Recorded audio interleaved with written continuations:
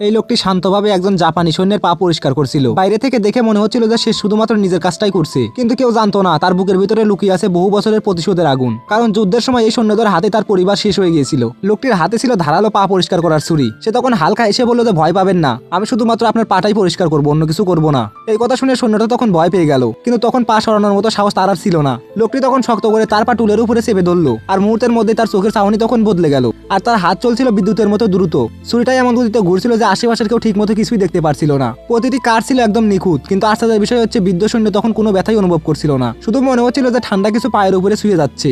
কয়েক মিনিট পরে লোকটি কাজ শেষ করলো, তারপরে কোনো কথা না বলে ধীরে ধীরে উঠে দাঁড়ালো। একবারের জন্য সে তখন পিছনে তাকালো না। ভিড়ের মধ্যে সে তখন হারিয়ে গেল। চারপাশের মানুষ অবাক হয়ে তাকিয়েছিল। সৈন্যও তখন বুঝতে পারছিল না যে কি হয়েছে। সে তখন ধীরে ধীরে উঠে দাঁড়িয়ে হাঁটার চেষ্টা করলো, কিন্তু ঠিক তখনই ভয়ঙ্কর ঘটনা ঘটলো। হঠাৎ করে তার পায়ে তখন অসহ্য ব্যথা শুরু হলো। সবার চোখের সামনে তখন তার পায়ের মাংস ফেটে টুকরো টুকরো হয়ে যেতে লাগলো। লোকজন তখন আতঙ্কে চিৎকার করে উঠলো, আর কয়েক সেকেন্ডের মধ্যে সেই সৈন্য তখন মাটিতে লুটিয়ে পড়ে মারা গেল।